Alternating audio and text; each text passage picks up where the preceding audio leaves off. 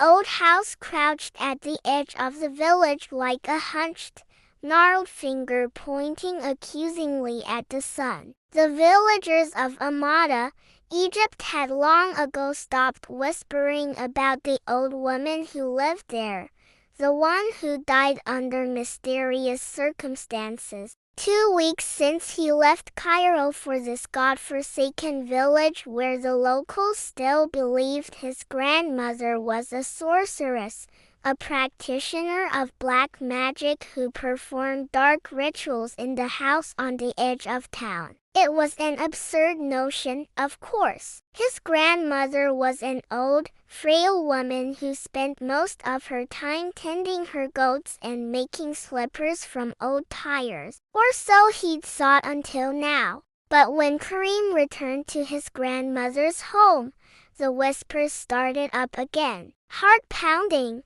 he switched on his flashlight and peered inside. A musty smell wafted out.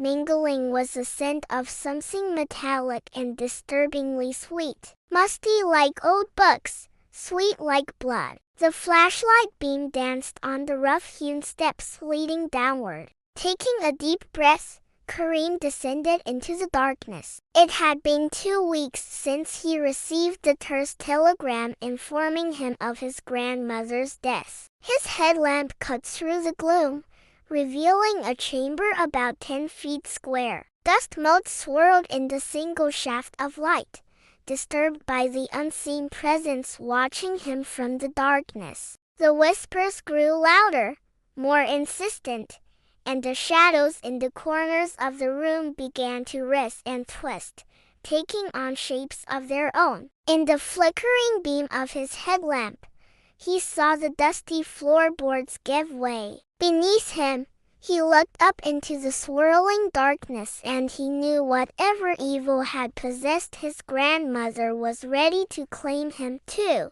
They beckoned to him, promising oblivion. He could feel it, a palpable weight in the silence. There had been no struggle, no signs of forced entry, just an overwhelming sense of rawness that clung to the house like a shroud. Ancient scrolls covered the floor, some bound with leather thongs, others tied with rusted chains. At first it was a murmur, then a cacophony of voices rising and falling, overlapping, unintelligible. They seemed to emanate from the mirror, from the very walls themselves. On a small table lay a collection of talismans, each soaked in blood. One bore an inscription that looked disturbingly like Arabic, but was written backward, and above it all hung a mirror tarnished with age and grime. Fear pricked at Karim,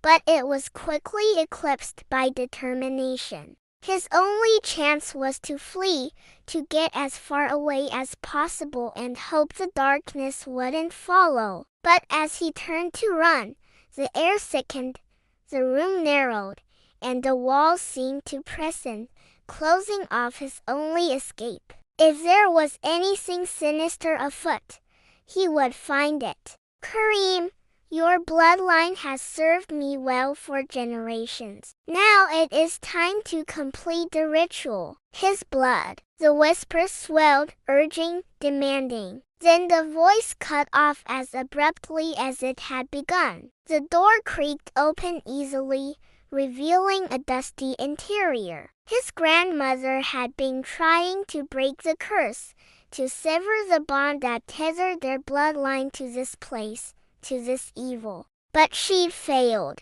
and now it was his turn to either continue the ritual or allow the evil to spread. Cobwebs brushed against Karim's face as he stepped inside. Moonlight sliced through gaps in the boarded-up windows, illuminating motes dancing in the stale air. Each room he checked yielded nothing, each shadow seeming to deepen as night fell. Just as despair began to creep in, he noticed a discrepancy in the floorboards. A section near the hearth in the living room creaked differently, suggesting a hollow space beneath. He could feel the weight of unseen eyes upon him, the oppressive stare of a village that had shunned his grandmother and now seemed to be turning its collective gaze upon him. His grandmother's body had been found at the foot of the stairs, the old woman broken and drained of life. He began to explore,